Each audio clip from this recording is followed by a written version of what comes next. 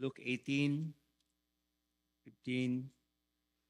to 27. Hear the word of the Lord.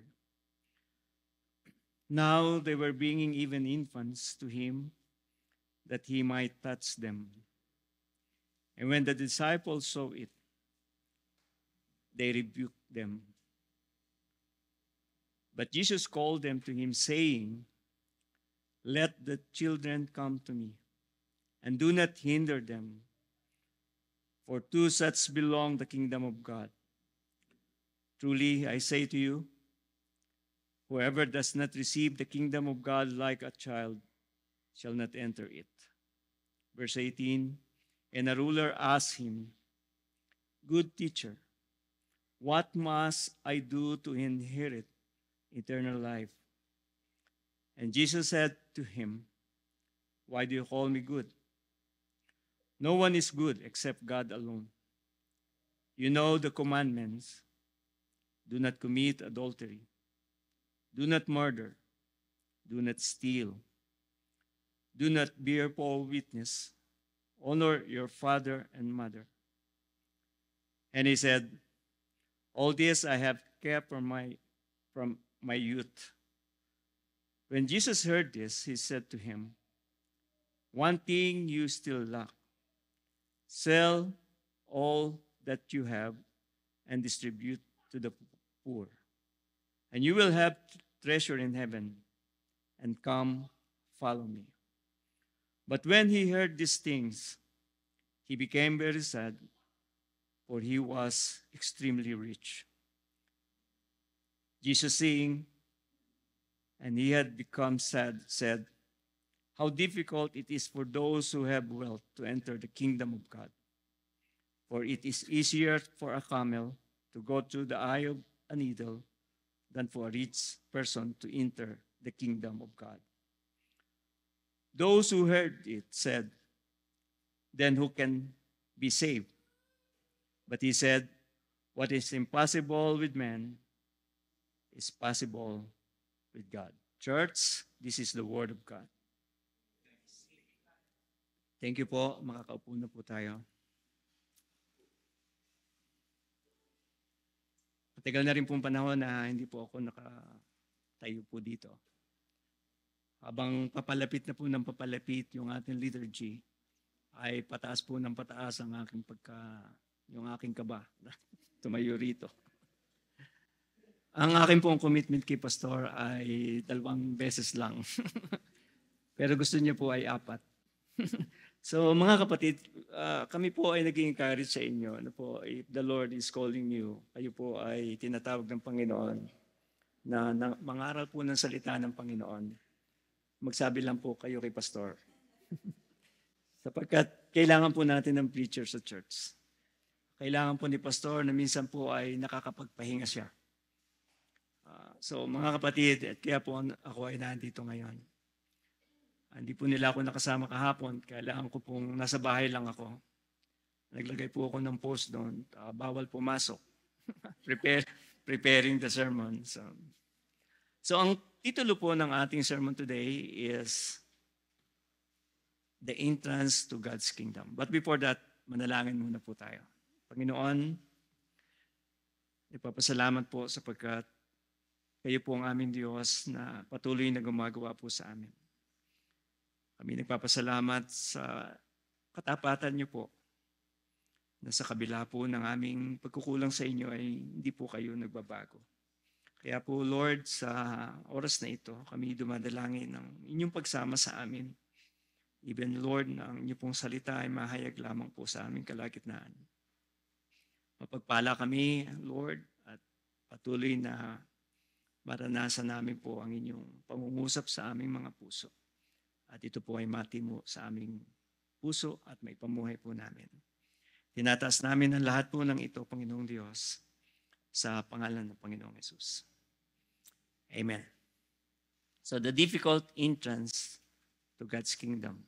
Sa Tagalog, ang mahirap na pagpasok sa kaharian ng Diyos. Na mayroon po tayong central message, the entrance to the kingdom of God is difficult because man believes in instead of acknowledging his need of God. Sinaling ko po ito sa Tagalog, ang pagpasok sa kaharian ng Diyos ay mahirap sapagkat naniniwala ang tao sa kanyang sarili sa halip na kilalanin niya ang kanyang pangangailangan sa Diyos. Very parang straightforward po ang ating central message. Dahil po sa pagiging eksperto natin sa iba't ibang bagay ay madali ba nating nagagawa o gawin ang mga ginugusto natin dahil tayo nga ay eksperto dito. Simple lang kumbaga, natin natatapos dahil alam natin kung paano ito gagawin. At ang patutunguhan nito at ang dulo nito ay alam natin. Maging sa kaalaman ng tao tungkol sa Diyos at sa kaharian ng Diyos. Dahil sa pagiging dalubhasa natin or nila rito. Subalit sa pagpasok sa kaharian ng Diyos, ang lahat ng ito ay mawawalan ng saysay. Mawawalan ng kabuluhan. Matutuhan natin dito na binigyan liwanag ni Jesus ang pangangailangan ng tao ay tanging sa Diyos lamang ang daan sa pagpasok sa kaharian ng Diyos na makikita natin sa dalawang pagkakataon or scenes. Sa verses 15 to 17, binigyang halaga ni Jesus ang mga sanggol nang dalahin ito sa kanya ng mga tao sa kanya.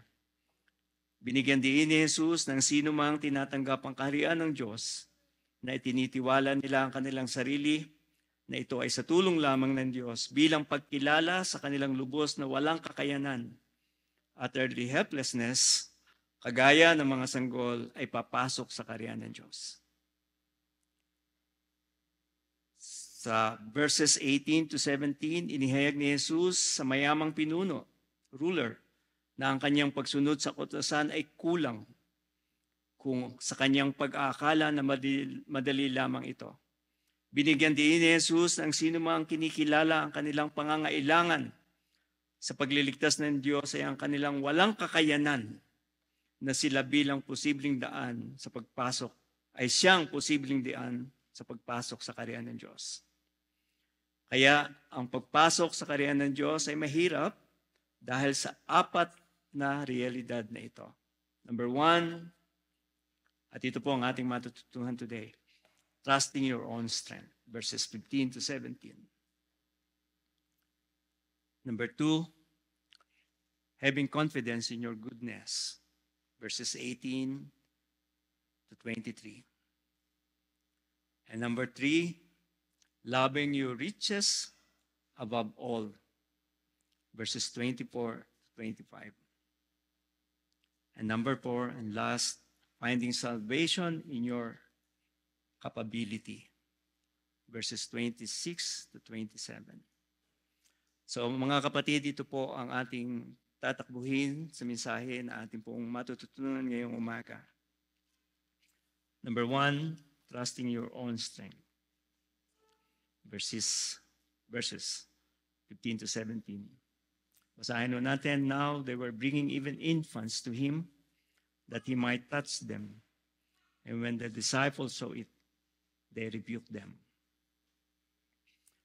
Sa salaysay po ni Juan, sinasabi na dinadala nga ng mga tao mga sanggol sa Panginoong Jesus upang mahipo sila ni Jesus.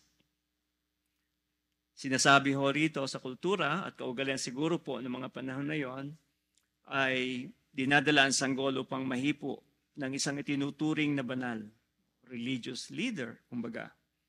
Na yung mga bata ay daladalin nila at gustong mahipo. Na naniniwala sila na pag nahipo ito ay mapapagpala yung kanilang mga anak o yung mga sanggol na kanilang dinadala. Dito po sa ating binabasa ay kinikilala ni Jesus ay isang banal. Kaya dinadala nila ang mga bata sa kanya. Ito po ba ay ginagawa pa rin ngayon, mga kapatid? Naisip ko lang, kapag may bata sa church ay nahanap si Pastor, pwede ho bang bless niyo po yung aking anak. Pag nakakita po ng pari, mabilis na nilalapit sa pari at parang napaka-importante ito sa mga bata, sa kanilang mga magulang na ang bata ay mapagpala.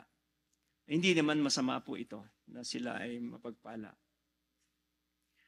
Sinabi ni Lucas, nang makita ito ng mga disipulo, basahin natin, and when the disciples saw it, they rebuked them. Nung makita ng mga disipulo, sinuway nila ang mga ito. Habang binabasa ho natin ito, wala ho tayong makitang dahilan. Bakit? Why?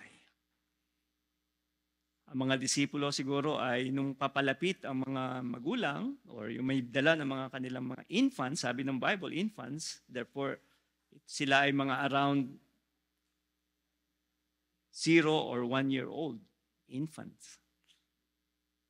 Siguro dala-dala nila ngayon ay itong mga disipulo ay pinagbabawalan sila. Wala pong makitang dahilan, subalit pwede ho tayong mag-isip dito. Bakit nga ba? Mukhang hindi magiliw sa mga bata ang mga disipulo. Parang hindi importante ang mga bata sa kanila. Siguro maaari nating isipin na maglalagay lang ito sa hindi kaayusan sa mga oras na yon. O sa paligid. O sa tingin po ng mga disipulo ay hindi ito lugar, mga bata. Magiging maingay lang sila rito. Wala pa silang kamalayan sa nangyayari. So, parang sinasabing, bawal ang mga bata dito. Narinig niyo ba yun? Nakita niyo na ba yun sa mga signboard? Bawal ang bata dito. O sa movie lang, yung parang for adults only. Bawal. Wag po kayo dito. As I read po itong text, parang nai-imagine ko po yung mga frustration ng mga nagdala ng mga bata. Parang, bakit? Anong dahilan? Siguro po nadismaya ang mga magulang or yung mga nagdala ng bata. Parang sinasabi na, killjoy naman kayo mga disipulo. Mga bata lang, ayaw nyo pang payagan. Sa pagpapatuloy po, mga kapatid, but Jesus called them to him saying, let the children come to me. Sa kabila ng pagsuway ng mga disipulo ay pinayagan sila ni Jesus na lumapit sa kanya. At mayroong babala ang Panginoong Jesucristo sa mga disipulo. Do not hinder them. Huwag niyo silang hadlangan. Huwag niyong hadlangan itong mga bata. So taliwas po ito sa kaisipan ng mga disipulo na sa kanila ay hindi pwede ang bata, pero sa Panginoong Hesus ay pinapayagan nila. At siguro po biglang naging maaliwala sa mukha ng mga nagdadala. Parang sinasabi nila, yes, pinayagan. At maaaring yung disipulo naman, mga kapatid, ay parang nalungkot. Dahil parang nabaliwala yung kanilang pagpigil sa mga bata. Mapapagpala po ang kanilang mga sanggol kasi mahihipo sila ng Panginoong Hesus. Pinakikita po rito na mahal ni Jesus ang mga bata. Binanggit din sa Lucas, sa mga naunang talata po, na dapat sana ay mag-remind ito, that disciples may be reminded nung pinalapit ni Jesus sa mga bata, Luke 9:48, kung paano ho ba tinanggap, Lucas 9:48, paano tinanggap ni Jesus sa mga bata? Let the little children come to me. Pero parang makakalimutin din po ang mga disipulo. Ano po? Parang wala pong pinakaiba sa atin na madali po tayo makalimot. Minsan tinatanong po tayo, ano ba yung sermon ng last week? Ayun lang, nakalimutan ko na. Ito po sana ay nagpaalala sa kanila, subalit hindi nga po sila naalala nila ito. At sa pagkakataon na ito ay mariremind naman sila rito na mahalaga sa Panginoong Jesucristo ang mga bata. Mga kapatid, tayo rin ay maipakita rin sana ho natin ang pagmamahal sa mga bata. Hindi natin dapat hadlangan ang mga bata na lumapit sa Diyos. Yes, we have the duty to bring our children to Jesus. Let them come. Let them come. Sabi ho ni Ryken, atin nung binasa, one of the best ways, siguro mapakita ho natin, one of the best way to heed our Savior's warning is to bring our children in faith to receive the sign of the gospel in baptism. Ito ang sinasabi niya. Isa sa mga paraan upang sundin natin yung warning ng Panginoong Jesucristo ay dalhin natin ang mga bata sa Panginoong Jesucristo. Turuan sila. Paano ba sila dinadala? Turuan sila na mabasahan sila ng salita ng Panginoon. Sa murang edad, maturuan na sila na sumamba sa Diyos. Ilapit sila sa Panginoon. Dinagdag pa ng Panginoong Hesus na sinabi niya na para sa mga kagaya ng mga sanggol ang kaharian ng Diyos. Ito po ay nagbigay diin why ang mga bata ay huwag hadlangan sa paglapit sa Panginoon. At sinabi niya, sa kagaya ng mga sanggol ang kaharian ng Diyos. For such belong the kingdom of God. Parang very encouraging po ito. No? Kung kayo po ay may anak, at parang hawak niyo yung anak niyo, sinasabi niyo na itong anak ko ay sa kaharian ng Diyos. Hindi lamang po pagpapala ng mga sanggol sa oras na iyon, mas lalo pang nahayag ang masigit na pagpapala para sa kagaya nilang mga sanggol. Sa kagaya nila, ng mga sanggol, tumitingin po lagi ako rito kasi nandito si Ino. Sorry po, wala po kayong bitbit na sanggol ngayong araw, so wala po akong makitang sanggol. Si Willow. Si Willow at si Ino. So, sana po nagdala kayo ng sanggol today. Ano po? So, yeah. Ang kagaya nila ang kaharian ng Diyos. Matatanong po natin, ano bang meron sa mga bata? Ano ba meron sa mga bata? Sa mga sanggol? Ang malinaw na sagot po dito ay wala. Kundi yung kanilang pagiging cute. Wala. Ang alam lang po nila ay iasa nila lahat sa kanilang mga magulang. Ang mga bata ay wala silang magagawa kundi yung iasa lang nila. Ultimong pagkain, pagbibihis nila, paglilinis sa kanila, lahat po yun ay nakaasa. Lahat. Wala silang lakas upang gawin ang gusto nila. Wala silang kakayanan. Kalagayan na sumusunod lamang sila. Meron pong pag-aaral na sabi nila, yung lahat ng ipapasok mo sa bata ay simulan mo sa ganong edad para siyang storage na mapupuno siya. Pagdating ng panahon, makikita mo yung mga natutuhan niya ay ilalabas niya. Pagka sa ating adult, mahirap na ho tayong turuan. Hindi na ho tayo makamemorize. Joke lang ho yun. Madali silang turuan. Tinatanggap lang nila kung ano ang ibinibigay sa kanila. Kaya rin sinabi rito, train up a child in the way he should go. Pag siya ay lumaki na, hindi na ito mawawala sa kanya. Ito ang dahilan kaya sa kanila ang kaharian ng Diyos. Wala silang lakas o kakayanan para pumasok dito. Nakaasa sila sa biyaya ng Diyos. Verse 17,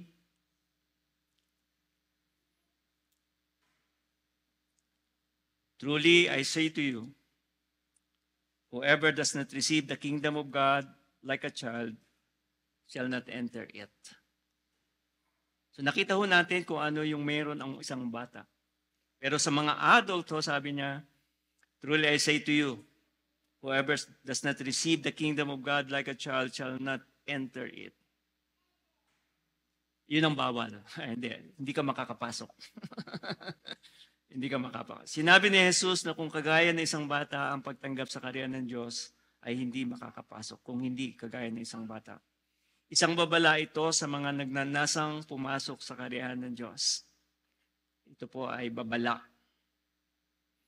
Mabibigo ang tao kung gagawin niyang pumasok sa pamamagitan ng kakayanan niya.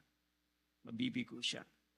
Kung ang patungo sa kaharian ng Diyos ay katulad ng isang bata, nangangahulugan ba ito na dapat ang isang adult ay mag-isip bata? Hindi po. Pagkilala na tayo po ay mahina at umaasa lamang sa Diyos. Ayun po ang ibig sabihin niya. Sabi ni Ryken, muli ko pong ipakita sa atin yung note ni Ryken, this is how we must come to God. If ever we would come into His kingdom, to enter we need to receive.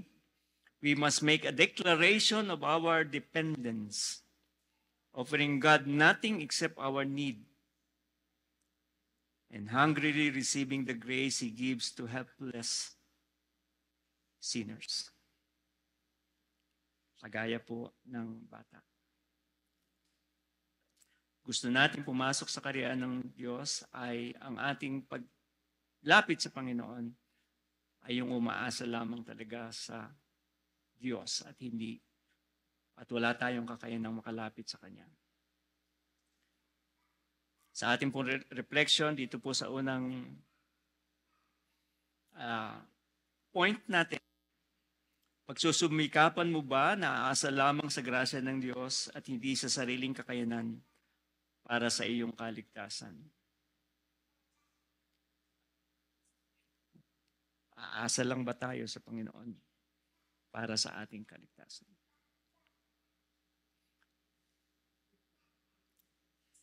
Number 2,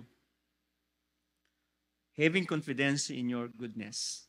Mahirap ang pagpasok sa kaharian ng Diyos, kaharian ng langit, ang pumasok sa kaharian ng Diyos, yung umaasa tayo sa ating kagalingan o kabutihan, righteousness, or goodness. Verse 18 to 19, and a ruler asked him, good teacher, what must I do to inherit eternal life? Ano ba ang gagawin ko para makapasok sa kaharian ng langit?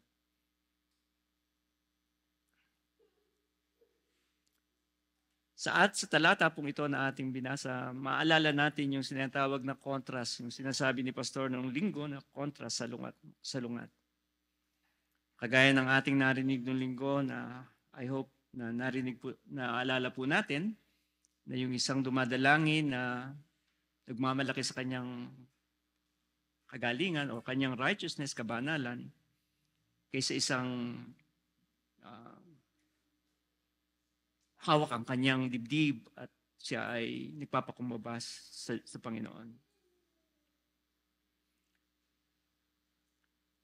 Yung ating nabasa kanina, isang bata na lubos na walang kakayanan, subalit ang isang pinuno na ating masusumpungan ngayon ay para bang may kakayanan sa sarili. Sabi niya, ano ba ang gagawin ko? What must I do? Sa tanong pa lang mga kapatid, parang nakikita mo na yung kanyang magagawa. What must I do? Sinasabi ho sa salaysay ni Marcos, ay itong tao daw pong ito ay lumuhod sa Panginoong Jesucristo. Nung siya ay lumapit, hindi siya yung para bang, ano ang gagawin ko para ako ay makapunta sa langit? Pero dito kay Marcos po, siya ay lumuhod sa harapan ng Panginoong Jesucristo. At sinasabi niya, paano ba ako papasok sa kaharian ng Diyos? Meron nung tinatawag na you are barking in the wrong tree. Alam niyo ba yon?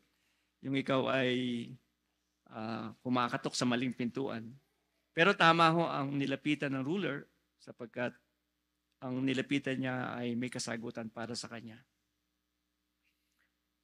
At ang hinahanap niya ay buhay na walang hanggan. 8:19, sabi ng Panginoong Jesus, and Jesus said to him, why do you call me good? No one is good except God alone.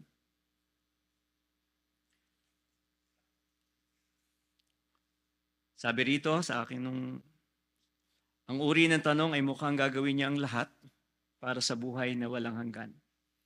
What must I do? Parang he will invest to it.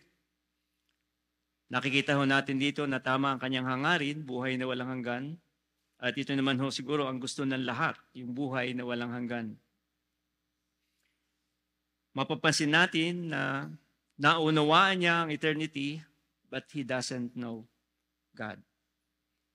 Naintindihan niya ang papasok sa langit, pero hindi niya naunawaan ang Diyos. Maaring narinig ko ng tao na ito, maaring siya ay kasama sa, or matagal na siya, o mga ilang beses na siyang kasama ng Panginoon, o kasama sa crowd, habang ang Panginoong Jesucristo ay nangangaral, kaya tinawag niya itong mabuting guro. Naintindihan niya na ang Panginoong Jesucristo ay isang guro. Pero sinabi niya ang Panginoong Jesus, isa lang ang mabuti, ang Diyos lamang. Parang sinasabi, alam mo ba ito, na isa lang ang mabuti, Diyos lamang. Dinadala ni Jesus ang pinunong ito sa kaunawaan na hindi lamang siya mabuting guro, siya ay anak ng Diyos. At lubusang mabuti. Ang kaharap niya ay isang mabuting guro na nagsasabi na ang totoong paraan sa pagpunta sa buhay na walang hanggan, kumbaga mabuti siyang guro, kaya mabuti ang sasabihin niya. So mga kapatid, ang tao na ito ay meron siyang pangangailangan. Meron siyang hinahanap, yung buhay na walang hanggan. Verse 20, you know the commandment, sabi ng Panginoong Jesucristo. Do not commit adultery, do not murder, do not steal, do not bear false witness, honor your father and mother. Mapapansin natin ang mga kautusan na ito ay kautusan na nagpapatungkol sa neighbors, kumbaga. At 5 lang ho, or 4 lang ba ang kanyang binanggit dito. Hindi niya binanggit yung mga naunang pagsunod, kautusan. Nagpatuloy si Jesus sa kanyang sagot sa ruler, tinatanong kung alam niya ang mga utos, sapat na upang subukin ang ruler na ito. Siguro ho, ang pagsasabi ng Panginoong Jesucristo rito ay upang subukin siya.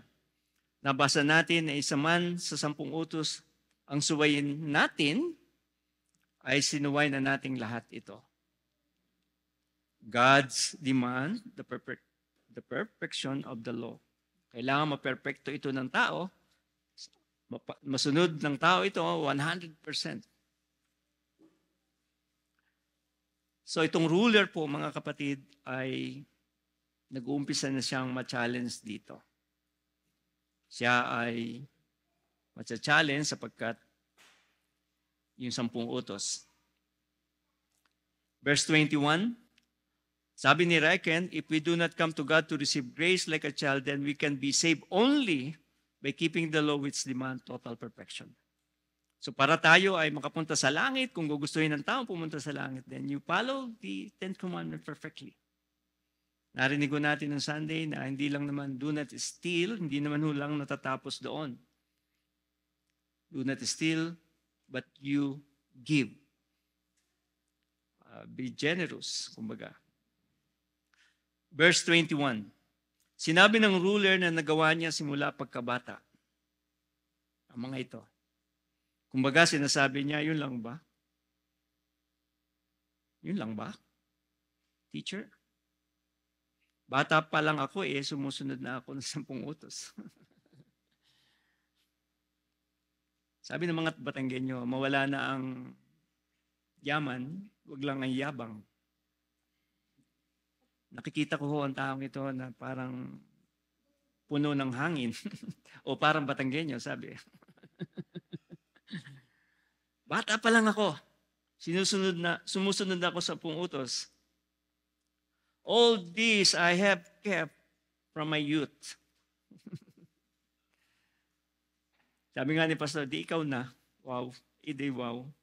Ikaw na nga.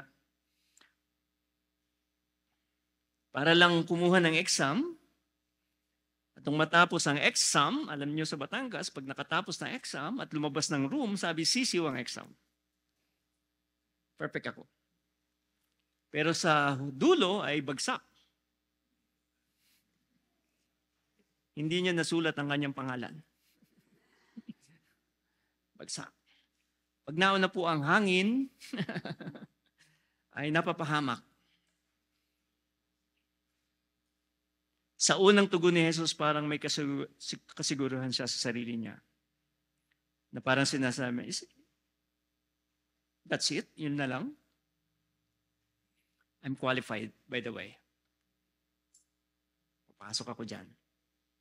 Wala rin itong pinagkaiba sa Pariseo na dumadalangin. Sinabi natin kanina, narinig natin last week. Hindi nawa ito ang batayan ng marami sa atin.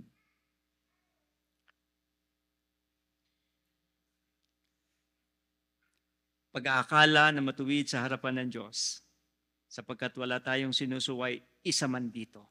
Pag tingnan mo nga, may sinuway ka ba sa 10 utos? Wala. Ni isa dyan, wala akong sinuway. Perfect attendance ako sa prayer meeting. Hindi ko pinagpapalit ang araw ng linggo at laging kagaya. Hindi ko pinagpapalit ang araw ng linggo. Maaga akong dumating. Pag naglagay nga ako sa sobre doon, ang kapal eh.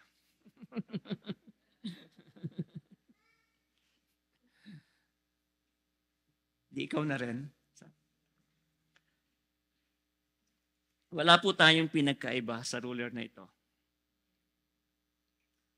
Matutuhan po naman natin ang dahilan kaya tayo nakakapagpatuloy ay dahil lamang sa grasya ng Diyos. Wala po tayong may pagmamalaki. Wala. Verse 22.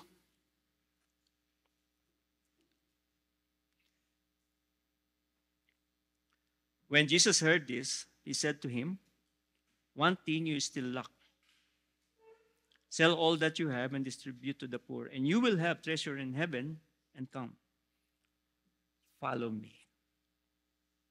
Binigyan din ni Jesus na hindi ito sapat.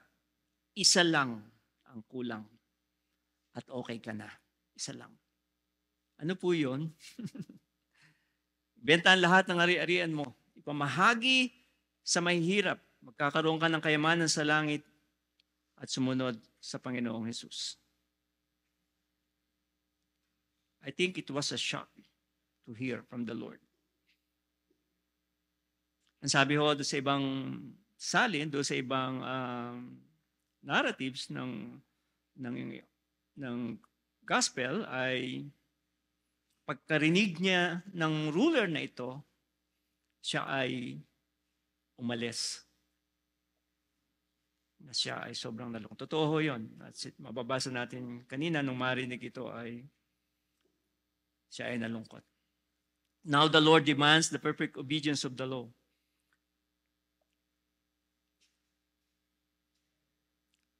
Makikita natin sa susunod kung paano ang isang ruler ay nawalan, kumbaga, nawala ang kanyang composure. Nawala ang kanyang composure, kumbaga. Siya ay biglang parang shock. I thought ako ay okay na makakapasok na. Parang sinusubok ang Panginoong Jesucristo na meron pa bang kulang sa akin kaya let me check with a good teacher. Verse 23, but when he heard this thing, he became very sad, for he was extremely rich. Kung hindi po natin dito nababasa at tayo bahagi sa kanilang lugar ng panahon na yon, hindi natin makikita na ito palang tao na ito ay sobrang mayaman. Napakayaman pala niya. At sinasabi sa ibang salin na itong ruler ay isang bata pa. He's still young. Parang ideal, ano ho? Young. Ruler. sobrang yaman.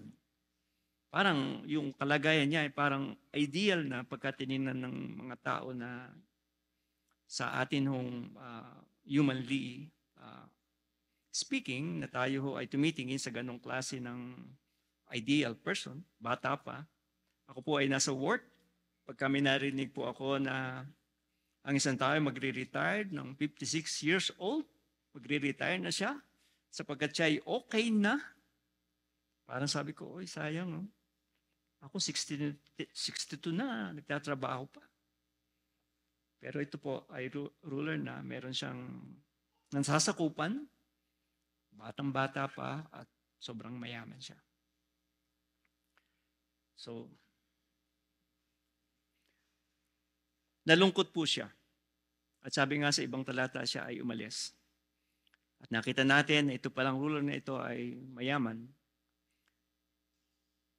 Na-injure niya ang buhay sa panahon na yon. At iisip siguro niya na sa kanyang kalagayan, ayun nga, he could be qualified into eternal life. That's why he wants to know. Kailangan niyang malaman. Siguro gusto niya na yung kanyang ini-enjoy na buhay ay magpatuloy na magpatuloy. Na eternally ay tuloy-tuloy yan. But he was actually failed from the very first commandment. Siya ay nag-fail doon sa pinakaunang commandment ng Diyos. Na ito ho, you shall know other gods before me. Ating naral kanina. Ang offer sa kanya ng Panginoong Hesus, not offer, but Jesus Christ is saying to him na ibenta mo ang iyong kayamanan at magkakaroon ka ng kayamanan sa langit. Ang kapalit ng kanyang kayamanan sa lupa ay kayamanan sa langit. Treasures in heaven. At hindi niyo po kaya itong ipagpalit. And he cannot follow Christ. His goodness falls short to the entrance of God. Ang kanyang kabutihan, sa tingin niya, ay hindi po nakarating sa kaharian ng Diyos. Our goodness too will fall short. Kung meron man tayo na alam natin kabutihan natin, it will fall short. It's not about to do something, but getting rid of something for the entrance to the kingdom of God.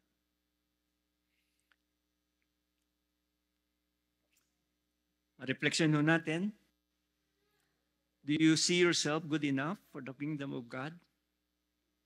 Masasabi mo ba ang sarili mo ay sapat na para sa kaharian ng Diyos? Is there something that you must be given up to God? Meron bang bagay sa iyo na kailangan mong isuko ito sa Panginoon?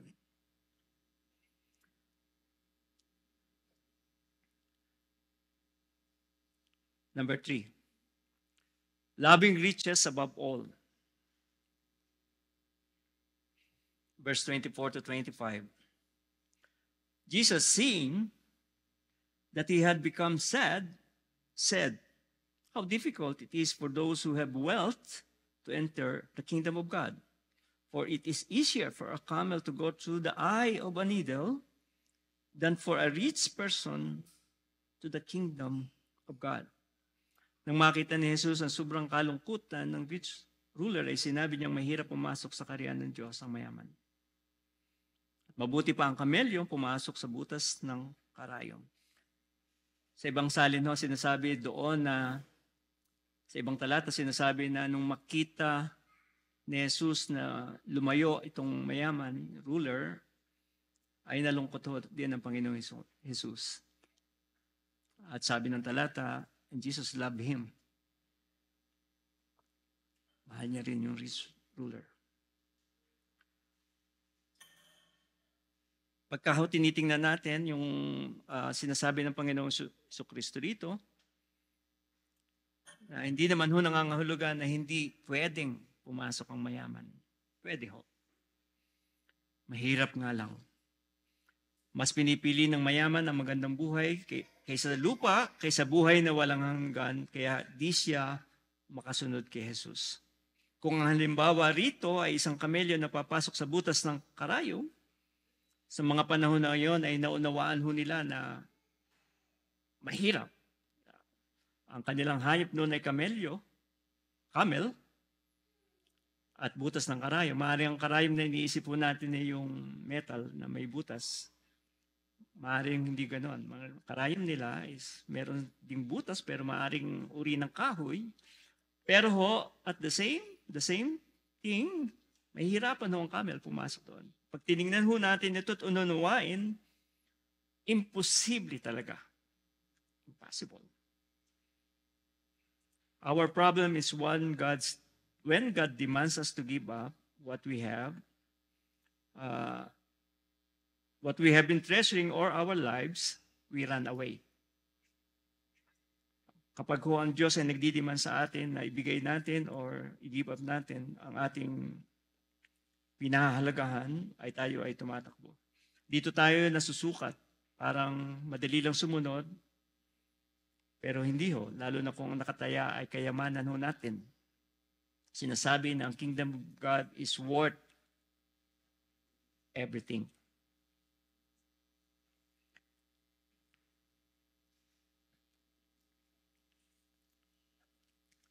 Sa atin ng reflection, meron ka bang pinahalaga ng hinggit kaysa kaharian ng Diyos? Na natatakot na ito ay hingin sa iyo at isuko sa Diyos. Panghuli mga kapatid, finding salvation in your capability. Verse 26 to 27. Those who heard it said, then who can be saved? So yung mga nakarinig kong mga tao noon, sa pinahayag ng Panginoong Jesucristo, ngayon ay tinanong nila, ngayon sino ang maliligtas? Kung ang kamelyo ay mahirap pumasok sa butas ng karayom, pero sinasabing mas madali pa kaysa mayamang pumasok sa langit o sa taong nagpakita ng kanyang katwiran at pagsunod sa kautusan ng Diyos, sino pa ang maliligtas? Yung mga nakarinig ito ay nagtanong nga ng ganito, sino nga yun ang maliligtas? Mahirap sa mayaman, hindi lang makasunod sa kautusan, mas lalong walang pag-asa. Maaaring ang inaasahan nila ay yung mayaman na siyang papasok dahil sa kaharian ng Diyos. Sapagkat sa tingin nila kapag ka mayaman ay pinagpala.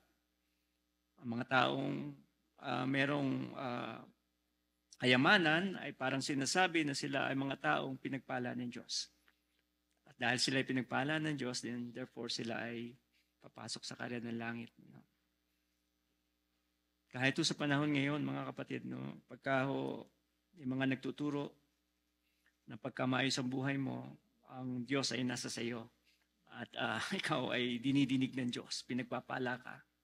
Pero kapag ka ikaw ay naghihirap, sinasabing ikaw ay kulang sa pananampalataya, kaya ka naghihirap. Maaring ang tingin ho nila doon sa panahon na yon ay ganun din, na pagka mayaman ay biniles talaga siya ng Lord. Therefore sila ay papasok. Pero nung marinig nila ito, ay nagkaroon na sila ng katanungan. Sino nga ang papasok? Sino ngayon ang papasok sa kaharian ng Diyos?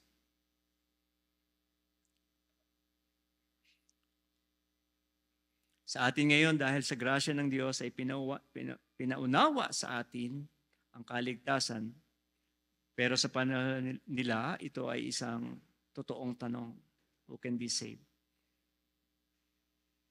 Yung alam namin na paraan ay hindi pala ito ang tugon. Yung paraan na alam nila ay hindi pala ito tugon. Now, tell us, sir, paano ba ito? Wala kaming pag-asa kung ganon. Kung mayroong kailangang marinig na tugon ng mga tao tungkol sa kaligtasan ay yung mula mismo sa bigbig ni Jesus, who is a good teacher, only one good. The one who truly said, truly, I say to you. But the Lord Jesus Christ said, what is impossible with man is possible with God. Ang anumang mahirap sa tao at hindi magagawa ng tao, ito ay magagawa ng Diyos. It is humanly impossible to enter to the kingdom of God. Parang sinasabi ni Jesus na don't ever attempt with your capability. You will fail. Huwag mo susubukan sa iyong kakayanan sapagkat ikaw ay mabibigo. Imposible ito na magawa mo. May kakayanan ba ang tao kung ang hinihingi sa pagsunod sa kautusan ay perfection? O magagawa ba natin lagpasan ang pagiging matuwid ng mga eskriba at pariseo? I remember doon sa Mateo 5:20. For I tell you, unless your righteousness exceed that of the scribes and Pharisees, you will never enter the kingdom of God. Mahirap po ito. Hindi ito magagawa. Nalagpasan mo yung sinasabi ng Panginoong Hesus, yung kabutihan ng mga eskribas para sa iyo. Pag hindi natin ito nalampasan, sabi rito, you will never enter the kingdom of God. Hihigitan mo sila. Sila ho, ang mga pariseo, eskriba, ay talagang sumusunod ho sa kautusan. Pero of course, hindi ho nila ito mape-perfect din. Pero sila ho yung talagang nakatingin doon sa kautusan. Ang tanong ho rito, mahihigitan ho ba natin ito? Ang sagot ho natin dito ay hindi natin kayang higitan. Subalit ho, sa kawalan ng pag-asa ng tao, ay sinabi niya, possible with God. What an encouragement po sa mga taong nakikinig. Ang imposible sa tao ay imposible sa Diyos. Salvation is only possible with God. He will do it and have done it. Only Christ have perfected the law, completely obeyed. He gave up everything and eventually died for the sins of the people. He paid the price for our sins on the cross. He will enter the kingdom of heaven because we will enter in the kingdom of heaven because God made it possible. Siya ang gumawa nito. And nothing is impossible with Him. Nothing is impossible with Him. Even the salvation of the rich ruler. Maging yung mayaman na pinuno ay pwede siyang maligtas. But not in our capability. Not. Aasa lamang tayo kagaya ng isang musmos na bata. And let me close. In Psalm 49, sinasabi ron, truly no man can ransom another or give to God the price of his life, for the ransom of their life is costly and cannot suffice.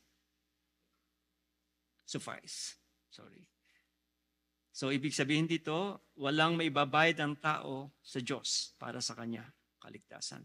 At ang presyo nito ay sobrang malaki at hindi natin kayang bayaran. In verse 15, but God will ransom my soul from the power of Sheol, for He will receive me. Subalit ang Diyos ang nagbayad para sa akin. Sinasabi po rito na wala talagang makatutubos sa atin o bayaran natin ang kaligtasan. Mahal ito at walang makasasapat dito. Maliban ang Diyos lamang.